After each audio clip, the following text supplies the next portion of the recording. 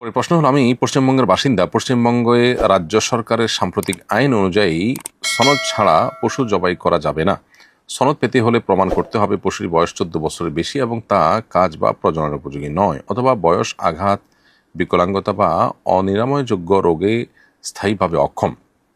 এই সনদ পৌরসভার চেয়ারম্যান, পঞ্চায়েত সভাপতির সঙ্গে সরকারি পশু চিকিৎসক যৌথভাবে দিতে হয়।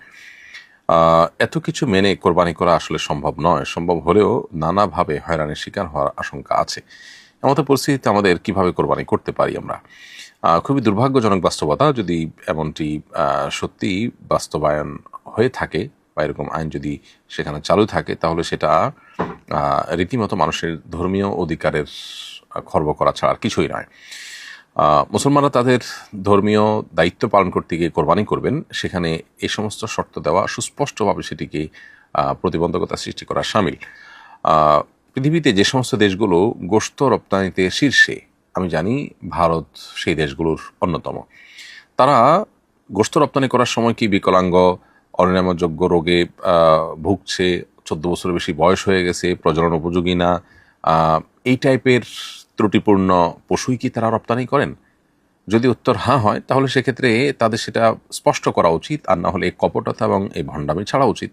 আর যদি তারা এমনটি না করে থাকেন, তাহলে সেক্ষেত্রে কোরবানির বেলায় এই আইন করার মানে হলো কোরবানিকে বন্ধ করার চেষ্টা করা এবং কোরবানি করার যে আপনার ধর্মীয় অধিকার আছে সাধারণ মানুষের, সেটাকে বন্ধ করার চেষ্টা করা। সন্দেহাতীতভাবে এটি চরম অন্যায় এবং জঘন্য কাজ। এর পাশাপাশি আমরা বলতে চাই যে শরঈ দৃষ্টিকোণ থেকে আপনাদের জন্য যদি এটা আপনার জুলুমের শিকার হওয়ার মতো পরিবেশ হয় এবং এত জটিলতা তৈরি করে, এত জটিলতা আপনার অতিক্রম করে কোরবানি করাটা কঠিন হয়, তাহলে সেক্ষেত্রে অন্য কোনো রাজ্যে বা পৃথিবীর অন্য কোনো জায়গায় আপনারা আপনাদের পক্ষ থেকে প্রতিনিধির মাধ্যমে বা টাকা পাঠিয়ে কোরবানি করবার ব্যবস্থা করবেন।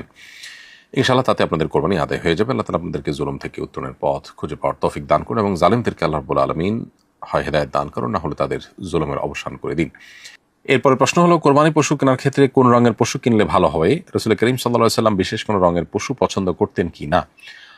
উত্তর হলো যে কোরবানি পশু কেনার ক্ষেত্রে বিশেষ কোনো রঙের পশু কোরবানি করা উত্তম এমনটি সাব্যস্ত হয়নি, বরং যে কোনো রঙের পশুই আমরা কোরবানি করতে পারি। সকল রঙের পশুই আল্লাহ রাব্বুল আলামিনের সৃষ্টি এবং সকল রঙই আল্লাহ তাআলার সৃষ্টি। অতএব কোরবানির ক্ষেত্রে পশুর বিশেষ কোনো রং আলাদা করে চয়েস করার মধ্যে বিশেষ কোনো ফজিলত নেই। সন্দেহাতীতভাবে যে পশু দেখতে অনেক বেশি হৃষ্টপুষ্ট, যেটার দাম বেশি, যেটা আপনি দেখে পছন্দ করছেন, ভালো লাগছে, আপনি সামর্থ্য অনুযায়ী সেটা কোরবানি করার চেষ্টা করবেন। রঙের ক্ষেত্রে কোনো প্রকার তারতম্য বা আপনার ভিন্নতার কারণে, শুধু রঙের ক্ষেত্রে ভিন্নতার কারণে সওয়াব বা ফজিলতের মধ্যে ভিন্নতা হবে না। এমনি সাধারণ কথা হলো, নবী করিম সাল্লাল্লাহু আলাইহি ওয়াসাল্লাম সাদা রং পছন্দ করতেন। এটা পশুর বেলায় কোনো কথা নয়। জেনারেলি তিনি সাদা রঙের মধ্যে সাদাটা তার পছন্দ ছিল। এবং ইমাম নববী রাহিমাহুল্লাহ বলেছেন, সাদার পরে হলুদ, তারপরে আপনার মাটি জাতীয়, এরপরে ধারাবাহিকভাবে বিভিন্ন রঙকে আপনার পছন্দ নিয়ে বলা হয়েছে। এটা জেনারেল কথা। পশু বা অন্য কোনো ক্ষেত্রে এই রঙের ভিত্তিতে সওয়াবের কোনো কমতি বা বেশি হওয়ার কোনো সুযোগ বা কোনো কারণ নেই। কোরবানি পশুর মধ্যে কোন দোষ থাকলে তা কোরবানির জন্য অযোগ্য বলে গণ্য হয়? কোরবানি পশুর মধ্যে যেই দোষের কারণে সেই কোরবানি পশু দিয়ে কোরবানি বিশুদ্ধ হয় না, জবে করে খাওয়াটা বিশুদ্ধ হয় বা জায়েজ হয়, সেই দোষগুলো হলো বড় কোনো দোষ, মেজর কোনো দোষ যদি হয়, তাহলে সেক্ষেত্রে তার ফলে সেটা দিয়ে কোরবানি দেওয়া যায় না। যেমন কোরবানি পশু এত রুগ্ন, এত অসুস্থ বা এত দুর্বল যে সে তার ঘাস খাওয়ার জায়গা থেকে তাকে কোরবানির করার জায়গা পর্যন্ত কয়েক হাত দূরে তাকে হাঁটিয়ে নিয়ে যাওয়া যায় না। এত অসুস্থ যদি হয়, তাহলে সেটা কোরবানি করার জন্য যথেষ্ট নয়। তারপরে পাও, দেখা গেল যে একটা পাওই নাই, একটা কানই নাই, একটা চোখই নাই বা চোখে দেখেই না কোনো কিছু, এই লেভেলের সমস্যা যদি হয়, শিং একদম গোড়া থেকে ভেঙে গেছে, এরকম যদি সমস্যা হয়, তাহলে সেক্ষেত্রে সেটা দিয়ে কোরবানি করলে কোরবানি বিশুদ্ধ হবে না, বরং সেটি এমনিতে জবে করে খাওয়া যাবে।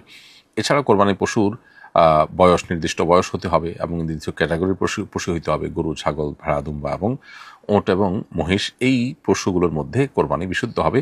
এই ক্যাটাগরির বাইরের অন্য পশু দিয়ে কোরবানি করলে কোরবানি হবে না।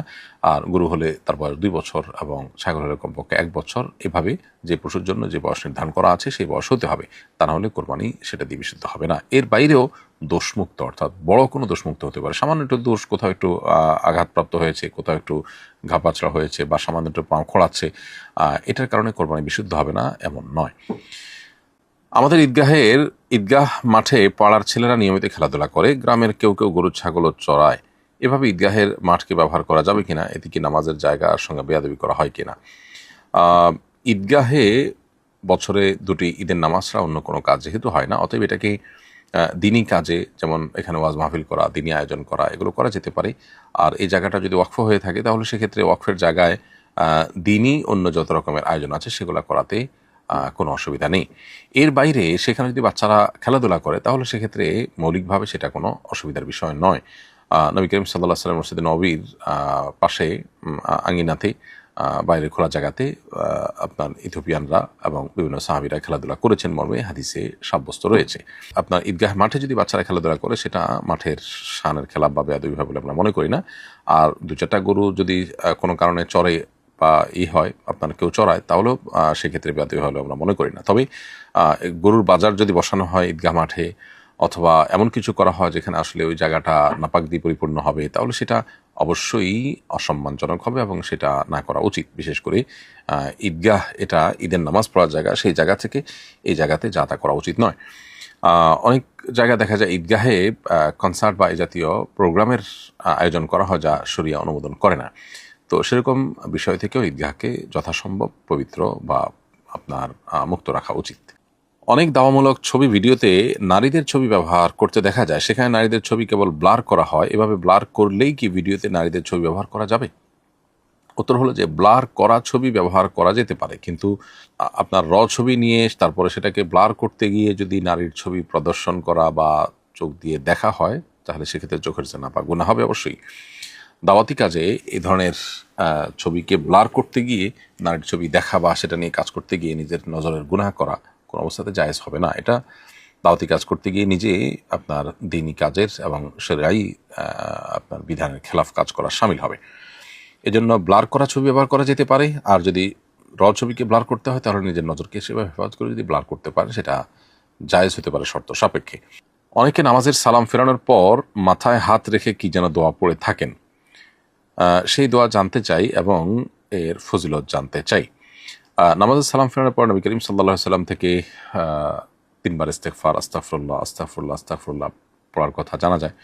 কোন কোন রওয়ায়াতে আল্লাহু আকবার একবার 3 বার ইস্তেগফার পড়ার কথা জানা যায়। আর আল্লাহুম্মা আনতাস সালাম ওয়া মিনকাস সালাম তাবারাকতা ইয়া যাল জালালি ওয়াল ইকরাম, এই দোয়া নবী করিম সাল্লাল্লাহু আলাইহি ওয়াসাল্লাম থেকে সাব্যস্ত হয়েছে নামাজের পর। নামাজের পর মাথায় হাত রেখে বিশেষ কোনো দোয়া পাঠের কথা সুন্নাহ দ্বারা সাব্যস্ত নয় বা এরকম কোনো সুন্নাহ মাসনুন কোনো আমল নেই।